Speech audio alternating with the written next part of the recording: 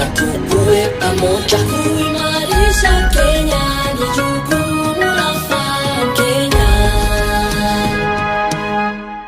Hello there, this is Farm Kenya show right here on KTN, and today we are in Machakos County. We'll be talking about chili farming. We'll be looking at the how-tos when it comes to chili farming. You as a farmer at home, what you can do in order for you to make some money at the end of the day for yourself. We'll be looking at it on the farm, and we'll be also looking at it in value addition. My name is Calvin Yakundi. Let's get right into it. All right, so thank you so much for joining us today. So let's start with the basics and look at how you even started chili farming and what motivated you to start chili farming. Okay, particularly chili farming. Yeah. Chili is a pesticide. It's a natural pesticide. If you add chili with garlic and onions and you soak them in water, and then you use that water to water your plants, you will not get things like aphids, and it keeps some pesticides away. Mm-hmm. So that's what we started doing after my mother fell sick, and we wanted to live a really clean lifestyle, organic and everything. So we didn't want to use fertilizers. So we got chilies and chili seeds, and we did that. And so when we watered everywhere, the end result is that seeds started to grow. Yes. And so when there's all of this chili, because we had never grown chili before, so there was a surplus of pili-pili. And so we had to do something about it, because my mother did not believe in wastage and anything like that. So she said, find a way to use, there's just enough for us guys in the house, but then just find a way to use that chili. So we found a way, value addition. We started drying, we tried different recipes. Next thing you know, Dalasini relishes was born. And here we are. All right, we'll get to the value addition part. Okay. But before we even get to that, because of course there's a process, there's a journey, there's all this history about the farm. Yes. Because as we've been walking around, we've seen different types of plants that you have here, different types of vegetables that you have. And now that you've mentioned chili is also a pesticide, you can tell us how it has helped to make sure that at least in your farm, you have these different types of vegetables that you have, and also the other plants that we've seen. Yes.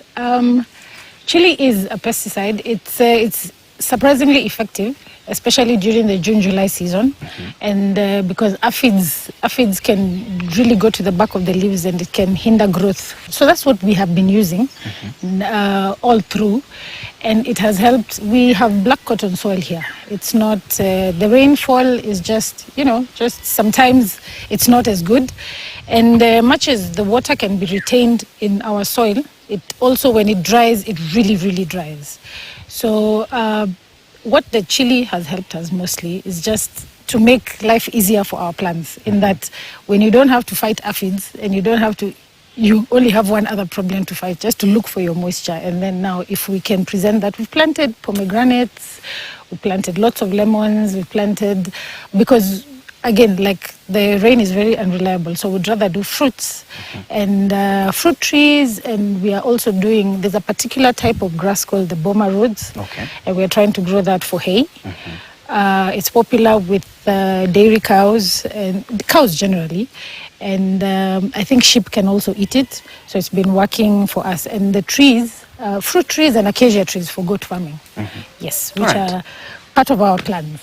Yes. Very well said. And as we've seen, the farm is a little bit big, so you can give us the size of the farm and the kinds of things that maybe fruits that you'd like to maybe introduce even as you go forward. Yes. Because right now, many farmers are preparing maybe for planting season. Many farmers are preparing their farms now to get into the season of planting. Yes. Here with the fruits that we prefer, and the fruits that we've seen growing very well, are lemons, pomegranates, mangoes. Essentially, all of Cumberland is good enough for mangoes, but pomegranates actually do better here in lemons than the mangoes have. The mangoes, the slow growth of the mango tree. I try to do, and limes. We're also growing limes. They grow a bit slowly, but they also grow. We have bees. also. Oh, bees. Yes, we are wonderful. beekeepers. We have about 7 beehives. The plan is to go as much as we can, and because we sit on a 5-acre farm, so because all of it, like down there's really no water and everything, so that's why we want to do agroforestry. We've planted a few trees. Initially, as we didn't know which are the indigenous trees and which are the trees that we should grow. So we had grown a lot of Grevillea, we had grown eucalyptus. So we are also in the process of getting rid of those ones so that we do proper reforestation. And we also want to plant trees that will not struggle with this land. Okay. You know, something that will grow easily because it works well for this. So at the moment, acacias, because acacia is good for the goats that we plan to have. Acacia is good for the bees, and we have bottle brush trees also. So at the moment, a lot of citrus. The oranges, not so much. Lemons, limes, pomegranates, mulberry trees, and avocado is a bit wishy-washy. We have tried tomoko. What is tomoko? The name custard apple, I think, is what it's called. Yes. But tomoko would rhyme with anyone. Yes. Yeah. Yeah. So that one is a bit tough, but we have tried. Okay. We have a few tomoko trees, about 3. Yeah. And guavas is also something we are trying. Bado tunajaribu hiyo. But yes. I mean, you try everything, right? You try everything. So far, the ones that have held and the ones that have survived are lemons, limes, pomegranates, mangoes, and mulberries. Those ones have really, really survived. Ah, great. So, now, after talking about all that, now let's get to Chillie. Okay. Because I know, Chillie farming is not really something that many people. Some people grow chili little, on the side of the house at the backyard, or even on the fence. Some people usually do that.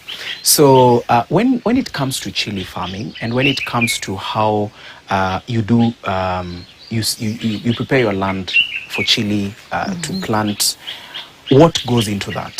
Okay, normal procedure, seedbed for some chilies. So there's a few tricks for some chilies. The habanero family. Habanero and Scotch bonnet, we don't dry them. Usually, many plants have the dry seeds, like completely dry. But we have found that, again, because of trial and error, we have found that for the Scotch bonnets and the habanero, it's best if we just grow them. Like you take it fresh from the chili itself and then put it on the seedbed. For the rest, the cayenne pepper, because we have about 7 varieties that we intentionally grow for our chili farming. Okay. Chili has almost 200 varieties. Yeah, so we use specific ones. So the rest of them, which is cayenne, African bird's eye, Indian bird's eye, and the Fresno, we use dry seeds. So we prepare the seedbed, and then we put the rows of chili. We have a lot of chili seeds that we have collected over time, because we're also trying to do seed banking so that we have collection, because ours is organic, very strictly organic. Chilies also, I would say maybe 100 are organic seeds. The rest is genetically modified, and the genetically modified are so many. So we keep our seeds. Even the people who grow for us, we give them the seed, so that we can ensure that they grow for us what we want them to grow for us. So you prepare the seed bed, get the good soil. For us, even our seedbed doesn't have the soil that's on it's not the black cotton soil. We get red soil that we mix with a little bit of sand, and we prepare the seedbed. We have seedbeds up, not in the main shamba. We have them in the home, and we have also, just right over here, we have a compost manure. We usually use goat manure. We had a few goats. Christmas came and went. But we are doing it again. So once from seedbed to seedling should take you at most 4 weeks. We give it 3 weeks. But you just monitor. We usually do this because sadly, I want to say sadly because the rain can let you down, but sadly we highly depend on the rain, in that for us to successfully plant, we'd much prefer to do it in the rain season. Yeah, so around October, Yeah. Yeah, early when October is starting, so that by mid-October when the rain comes, the seedlings are ready to be transplanted. So once we do the transplant, when the rain is now raining, yeah, Yes. this is like, give it like maybe a month since you put them on the seedbed. We do the transplant, we prepare our shamba, and because we don't like to overcomplicate, it's just tunalima shimotu, you know, giving it 2 feet, 2 feet radius, 2 feet distance. You chimba for us, because we've grown chili over time, and because we don't like to come and replant, we give it proper space, because we're going to let the chili shrub grow into an entire shrub. We have a few here that are dry, but anything, I think, if you let it grow, it can grow into a tree. Okay. It's just that for a lot of people, you stop, you know, like you finish, nimemaliza na pilipili, nimemaliza, now I'm planting something else. Okay. So we don't do that because we have enough land, and we feel like since the chili is what we want to farm, so like a place like here where we are, we can say maybe one full line like this will have maybe 10 chili shrubs. That way you have enough space, because we're also going to do mulching. You can see the sun gets really hot. Yeah. Eventually we have to keep watering, so that because the rain now will go. Yes. So you see now, if you're looking at October to now, by end of October, early November is when we transplant. And then if you keep farming well and, you know, watering, around that time there's mvua iko mzuri until almost Christmas. After Christmas is when now you need to start monitoring and see if you need to water again. You know, yes, constantly. Around January there's usually just no rain, so we usually water 3 times a week. Okay. Yes. All right. So after now you've done all that, you've watered it 3 times a week, right? Yes. 3 times a week. Around January, February, yes, 3 Okay. times a week. So now the chili has grown. Yes. It's now a tree. Yes. And the way you've said, it has sprouted. You know, it's giving you what it's supposed to give, Yes. right? It's flowering. It's flowering. So what now goes into that? Now, when it comes to now the harvesting part, Yes. how do you harvest chili? How do you make sure that the way you've harvested it and now you're taking it to the market and everything else for storage, there is no damage, Yes. there's no wastage Yes. that goes into that? Wastage is usually the biggest point. A lot of rotting and whatnot. So what we do for us, once the flowering happens and the chili starts to grow, sprouts, and you know, it's green, we don't harvest it when it's green. We let it turn red in the shamba, and then when it's in the shamba, we give it some time, so that way the flavor from the sun and from the elements, we don't take it for granted. That is where the flavor is. Okay. So ikiiva unaipatia time tu kidogo, just kidogo, like a few days in the shamba, and then now we harvest. So when we are harvesting, some people want to wear gloves, others, you know, like you need some protection. Yes. Mask and gloves, and then we harvest. And the minute we harvest, it doesn't even, on the same day, we take it for drying. Okay. And the drying, again, you can see we are in the village, so we try to use all the natural methods. So we sun dry. We have a place, it's iron sheet, so it burns properly. So we just place the chili there for a couple. You can place it on your roof. You can place it on iron. Yeah. Personally, I have iron sheets. Trays, Okay. rather, I would say. So we give it like what, 2 weeks at most. Wow. Sometimes it can even take 3 days, depending on the chili. Some chili has thick skin, some chili has very thin skin. The African bird's eye, the Indian bird's eye, the cayenne pepper, very thin skin. You start drying it on Monday, by Thursday, It's completely dry. Once it dries, it's really easy. We just crush it, and that's it. So essentially, how to ensure no wastage is to ensure there's no rotting. Rotting comes because of excess moisture, and that is what we get rid of. So as long as there's air circulation where you're drying, just place them somewhere where there's proper sunlight and proper air exchange. And then just keep coming to check on them, turn them a little bit. If you ignore them, they can actually get bleached by the sun because the sun can get so hot. If your chilies were red, you come back and you find that the complete top is almost kind of white. Imechomeka kabisa. That's why I'm saying you have to keep an eye on them. So I would say maybe a week, 2 weeks max. And then now we crush them. And then once we crush them, it's up to you. Some people like to add oil and vinegar. Some people like to add just oil.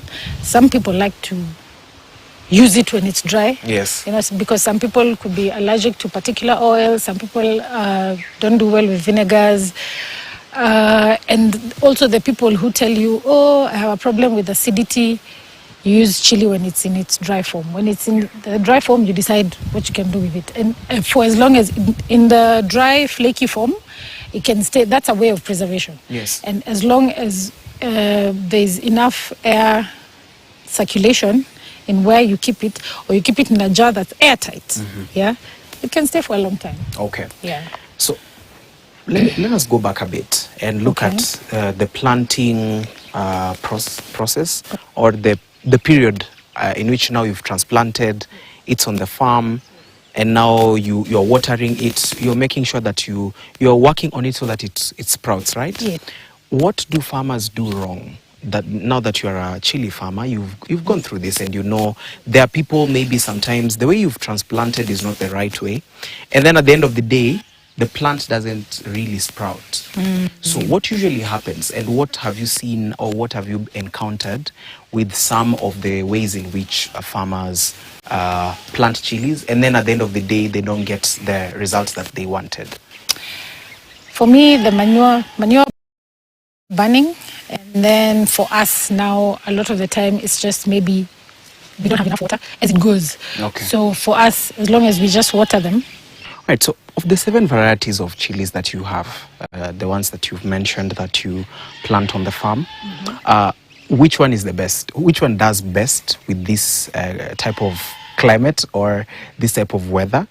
And which one would you recommend? Because I believe there's a farmer who's watching and wondering, okay, I'm also in an altered region and I would want to get into this. So which one is the best? Which one works better? And yeah, just give us a little bit about that. The one that grows the best is the hottest, which is a lot of the time is the least favorite for a lot of people. Because it's very hot. Yes, the African bird's eye is a survivor. It survives anywhere. It can even grow in a pitla tree.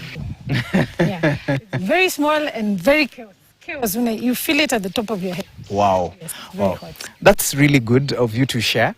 And right about now, we're just going to go for a short break. But when we come back, don't go too far. We'll look at all these varieties. We look at value addition.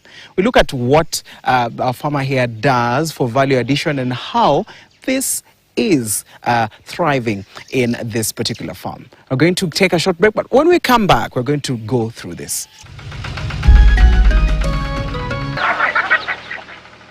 All right, welcome back. And before we went for break, we were speaking about chili farming. We were on the farm, we were looking at the different types and the different varieties that Loco has. And we are back with Loco. Now we are in the kitchen. Of course, this is a segment where we'll be looking at the different types of chilies that she has. Thank you so much for still sticking with us. So let's get right into it and just give us a little bit about what we have and what we are looking at over here. All right. So here, from the shamba, and we have finished sun drying. Yes. We crush them, and then now we turn it into a paste. So essentially what we put in our paste is oil and vinegar, strictly for preservation purposes. Some people prefer that tang for the vinegar. Some people don't like vinegar at all, so we just use oil. And so we have different types of chili. Like I said earlier, the naturally occurring chilies are almost 100, between 70 and 100, I think, varieties.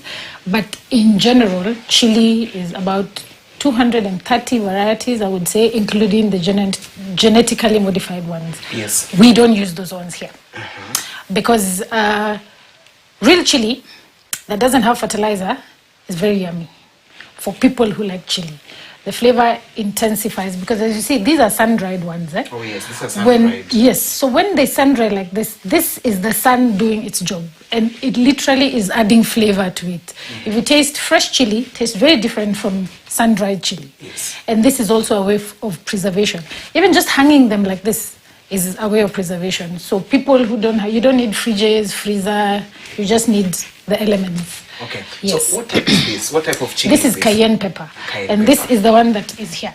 Oh, this is the one that we have made with this one, yes. So Okay. this is cayenne pepper in oil and vinegar. And this is what we call tear gas. Yes. This is the tear gas. This is the tear gas. Yeah. And then we have a different type. This is my hottest chili. This is the African bird's eye. This is the one that's very small, and this one we call dynamite. Yeah. Dynamite. Dynamite. So, yeah. let us go back to the tear gas. Right. And look at the process, because I can see it is ground. It is okay. It's in a it's paste. It's a paste. So Yes. what is the process of making it up to now this consistency that we have here? So we just sun dry, like I said, sun dry, and then we crush them. Okay, crush. So them. crush them. You can crush with a grinder. You can crush with. It's really up to you. After we crush them, they become flakes. Yeah. So different. It's up to you to see how the flakiness, how you want. For some, they want to overdo it. For us, because aesthetics are very important, we do it to that level. So we add, like I said, we add oil and vinegar, mainly for preservation, because oil creates an impermeable membrane. So there's any impurity that comes inside will probably not go to it'll just stay at the top. surface. And any impurity that may have been introduced all the way inside will die, because the oil you can't breathe in oil. So, so majorly, so to turn it into a paste like this. And we also don't use just any other oil. We use oils that are good for you, because there's no point of growing organic and then we just come and use any other seed oils. We particularly use unscented coconut oil. We have people that in the organic communities and the places that we go, the pop-up markets that we go to, we've interacted with people there and we found out, so we have a supplier for coconut oil. Yes, coconut oil and vinegar. So vinegar, we have to buy. We use store-bought vinegar. So that, I think, will be when we have been researching on how to make vinegar. Okay. So it's something that we are... Still in the works. Still in the works. So that is the plan. The plan at the end of the day is to be a fully 100% naturally occurring product. Okay. Yes, that we can vouch for. Now the vinegar, much as I can buy from the store, it may or may not be organic. I need to be able to speak and say confidently that this is 100% organic vinegar, but that's just it. Okay. Everything else we get organically sourced, naturally occurring. Right. So even with this, with the preservation that you've said, how long are we looking at in terms of preservation? Is there a time that it can overstay, or it's going to just stay constant? Maybe a month from now, 2 months from now, a whole year? We give it a minimum of 6 months. Maximum, we can give it up to 2 years outside of the fridge. Again, because we have used natural ways of preservation. We use the sun to sun dry. Once you dehydrate, you remove the moisture, you're good. So what can happen is, in fact, for some, if you put them in the fridge, or in a shikaile, sometimes at the jar you can see moisture. And so we encourage people actually to keep them outside of the fridge and just use a clean, dry spoon. Okay. Clean dry spoon means no impurities. Sometimes you could be eating, then you remember you have chili, so you use the same spoon. That's bad, because that's food enzymes, saliva enzymes that you're putting inside. That will spoil your chili. So I can guarantee up to 2 years. And the product is still good. For a lot of people, maybe the oil dries up because inakuwa kali sana, so unachota just the oil. As long as you just add whatever oil of your type, the one that you prefer, and you're good to go. It's good. Yes, it'll still be good. Now let's move to this one. Yes. The one that you've said it's the most. It's the hottest. It's the hottest. Which has got nothing to do with me. All naturally occurring. It's the chili. Hiyo ni nguvu ya pilipili yote kabisa. It has nothing to do with her. Yes. Okay. So what's the name of this one? This is the African bird's eye. The one that we spoke about. The one that we spoke about, the one that grows anywhere, even in the toilet. Small ones. Yes. Sasa hiyo hasira yote inakuja inatoa inaweka kwa hapo ndani, very very hot. Okay. Yes. So this one is the same process as this one, right? The same process. For all of them, I just sun dry and then oil and vinegar. Okay. For the chili paste. All right. So we have this one here. Yes. Your hottest one. This is my hottest. Yes. Now, when we look at, of course, the process is the same as the tear gas one, and this is the African bird's eye. Bird's eye. Yes. So, let us look at the ones that are not right. So this is the African bird's eye. If you look at it, it's a very small chili. You see, at maximum level, ni kadogo tu. Yeah, these ones have stayed over time, but very small at maturity, especially compared to this one. Okay, okay. See how this is a mature one, this is also a fully mature one. Yes. So there's of course there's a difference. Yes, there's a difference in the family. I think there's family and species. So this is the African bird's eye family. Skinny sister yake ni kama Tabasco chili, Indian bird's eye. They have a particular taste and flavor that comes to them. And then it's conch. Yes. Very conch. Yes, and then the skin is very thin. Yes, and then as opposed to now this one, this is cayenne pepper. Looks very different. You see even the brightness. Oh, the brightness, and then you can even tell it's very light. It's very, even the skin. Yes, the skin, much lighter. So like I was saying, this is sun bleaching.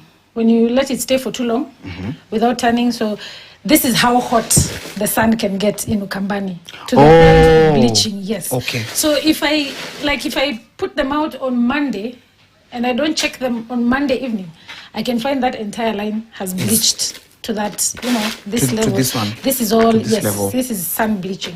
Wow. But so now this is cayenne pepper. Yes. Okay. And now cayenne pepper will give you see now they're very different. If you look at them, this is a different type. Yeah. As opposed to... This one is a bit darker. Darker.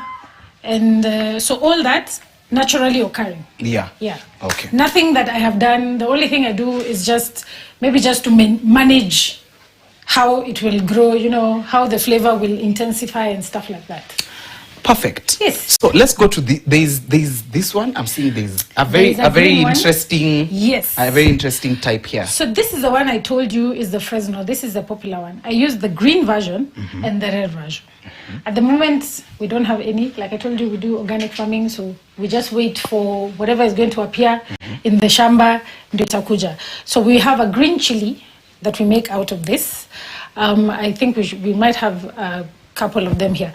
But this is a green chili. This is the Fresno, which is different from, you see now this.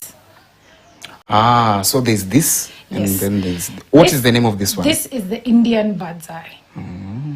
This one, so some of them, I grow some here that I don't use, and I use them for decoration. So this is another line that we're trying to call it like hot fashion and hot feng shui. We're still working on it. We hope for it to be like, because these can sit in your house. Oh, yeah. It can help prevent panya, a cockroach. Yeah, like I told you. Panya na cockroach. Yes, you remember I told you chilies keep pests away. Part of them is even rats and cockroaches. Wow. So you put it on the wall. And yes, and now it will. Some of them will burst naturally. The smell repels.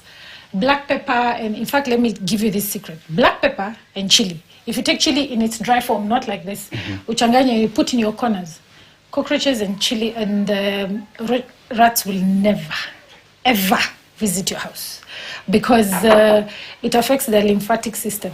When they inhale the chili and the black pepper, it goes to irritate the lymphatic system to the point they will go, if they get water, if they're lucky enough to get water and whatever, they'll survive.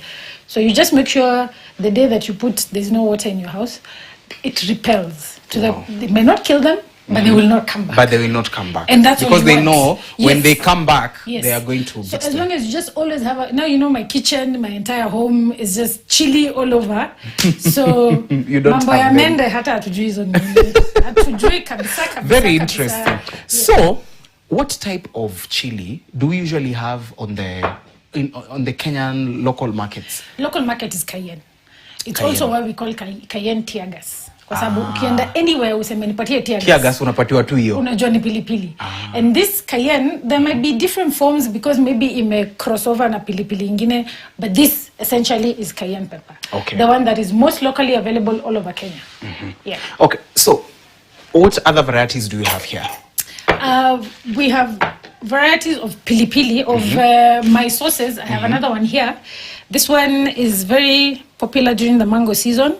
It's a seasoning. It has pink salt, it has pepper, it has lemon, it has pilipili, it has lots of herbs. We also grow a variety of herbs. As you can see, you can add it to your eggs. You can add it to your kachumbari. It flavors kachumbari very well. And it's perfect for mangoes, for the mango season. You just sprinkle it on your mangoes. So it's not just chili we make. We have seasoning. We also have another popular one that a lot of people seem to like. It's called nyege sauce. Oh. It's not very hot, and it's named after the Nyege festival. The one in Uganda. The one in Uganda. They asked us to make a sauce that matches their energy, something happy, something that's not too curly. So this is what we came up with. So what is in this? Hot. So what is in this is made majorly from oil. We whisk oil. We make it like the way we make mayonnaise. So we use coconut oil, again, healthy. It's heart friendly, it's healthy, and even if you put on weight because of it's the good oils, you don't need to worry about that. So a little bit of chili, a little bit of mustard, a little bit of egg, and we whisk this one to make nyege sauce. Okay. On a good day, our products are 10, 9 chilies and 1 jam.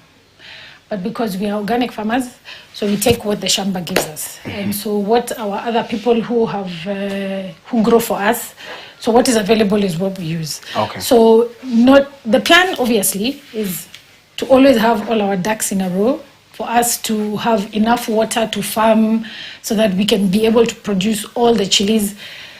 But well, nothing seasons forever. I mean, seasons go, nothing is evergreen. Okay. At some point, season it a dip.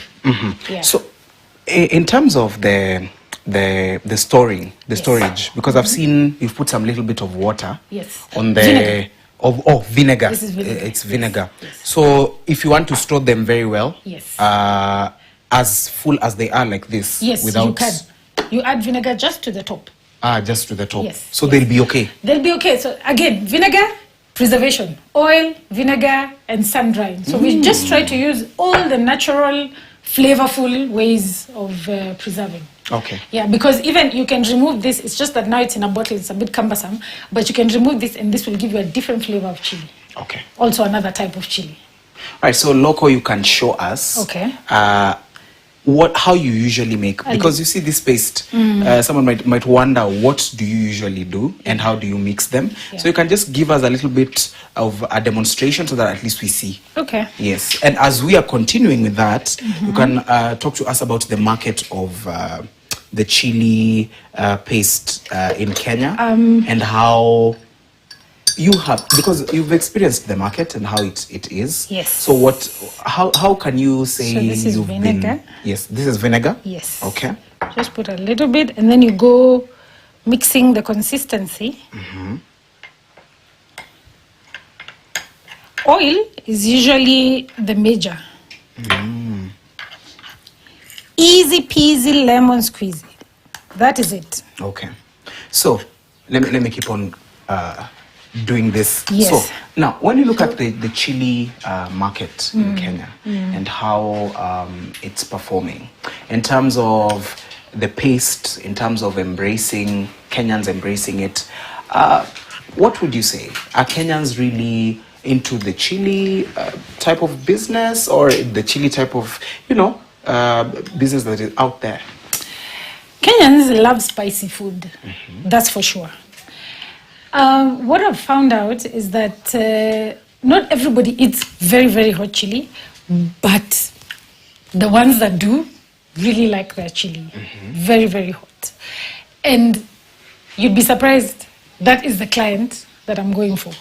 Because a lot of the time, people have come to me and have told me, I've tried other chilies, but they're not as hot as yours. They're not as flavorful as yours.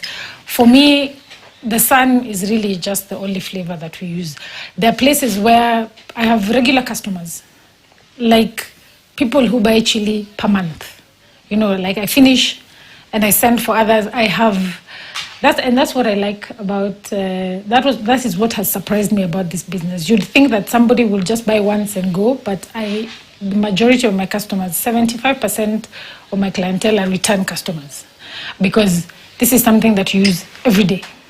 And once you get the type of chili you want, the kind of heat you want, because other people have GMO products, other people are using fertilizer, other people, and while it will give you product and it will give you a lot of chili to work with, maybe that's not what your customer is looking for. I know what my customer is looking for. The one who wants hot stuff wants it really hot, unadulterated, don't add any other thing.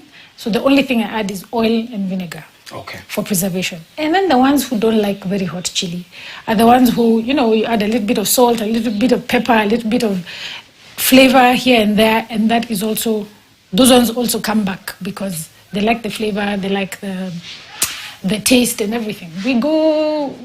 We usually mostly sell online, but our biggest markets are during the weekend. Friday, Saturday, Sundays, we go to pop-up markets. We have a regular market in Karen, the farmers market in Karen. And then every other weekend, people have pop-up markets in so many places. Sometimes Shamba Cafe, sometimes places in Lavington, sometimes the Ngong Race Course, all of these places. And the people who come there are just Kenyans. Normal Kenyans, Mwananchi, you and me, and those are the ones who come, they sample the pili-pili, they like it, they buy. Okay. Yeah, households, people are the ones who eat my chili. Home people, yani normal. You and me. Yes, these are my customers. All right, so even as we speak about that, let's look at, first of all, the export market for our chilies and how it is. Are we really into that? Are we really into that, or we usually try to get ones from outside? No, the export market is farmers. Farmers are the ones who export. And what I realized about the export market is that it's very stringent. You have a lot of, what do you call them? Zenye zimekataliwa. Very many. And so that, you don't know where to take all that, because that market, they only wanted particular ripe in this way and whatnot. So that's for the large scale farmers. Right now, small scale farmers are the ones who are big for me, and small scale farmers don't export. So they sell to me. For me, the export that has been happening is my customers exporting. You know, like they carry it with them. We're in the process. We're hoping by end of this year, we'll be able to fully export. And also, a lot of the exports, they like it in the green version, like in the Shamba version, not in the value addition version. The value addition version, I find that a lot of the customers and the clientele is the home owner. Yeah, as opposed to, you know, the export now, you're selling to the supermarkets and whatnot, who will now go and display them for sale to the other people. Yeah. All right. So this, the packaged ones, the pasty packaged ones, what would you recommend to someone who's buying? Yeah. And in terms of how they need to store it? I believe we spoke about it, but you can just advise. And also for a farmer who's now trying to get into the value addition side, what is it that they need to look at when it comes to how they place their products, how they make the buyers understand, or how did they bring in the farmers, bring in the buyers into whatever they are selling in terms of value addition? To encourage farmers to do value addition, first of all, a little research. Kidogo tu. You know, just so that you don't grow something that doesn't have a market. You know, just you need to know if there's a need. You know, if you need to address a pain. You know, I particularly address the pain of pilipili ambayo si kali, pilipili ambayo si tamu, because so many people will tell you, oh, I go to the supermarket, I don't like that one, I don't like, it's not hot, ama tasty ko 2 seconds, tasty imeshaenda. So once you address a particular pain, you'll be able to have people, because your people want hot chili, particularly very, very hot chili, no adulteration, just, and I'm here to present it. And those are the people who give me the most biashara, because those are the ones who come back. Also, it's one thing to talk about your business and advertise it, but when you're on site, it's important to sample so that people can know what even in the market, you see them, amekata avocado na ameka apple. A lot of 9 out of 10 times psychologically, if somebody nikikupatia kapisi ya avocado uonje, utabeba, utanunua, a lot of the time. So I would say when you're presenting yourself, have that, encourage people to sample your stuff, because that way they know, kama hiyo nimeonja na nimependa, if I buy, that's the one that I'm going to get.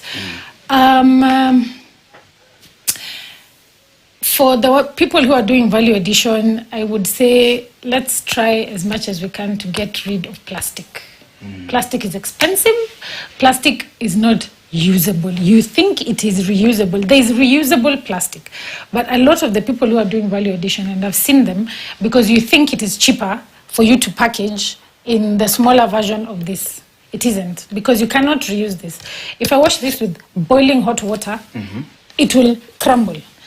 If I wash this with boiling hot water, nothing will happen. I'll be able to disinfect it. If my client, who comes to me regularly, tells me, nimemaliza pilipili, nimekurudishia hii, I'll even be able to give them a discount, which is something that we do. When you return, we give you a 50 bob discount. You've helped me, and you've helped yourself, and you've helped the environment, because we don't need to put this in the bin. Okay. So that is what I would like to put at the top. They should look for sustainability in their packaging, sustainability in how they grow the product that they want to do value addition to. Okay. That is the only way it will survive.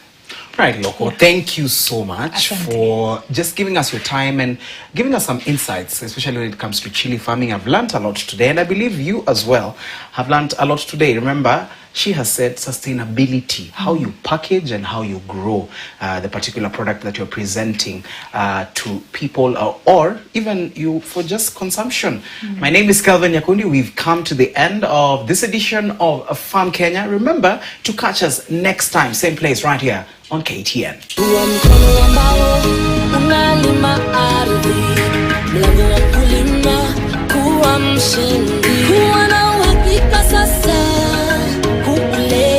Step up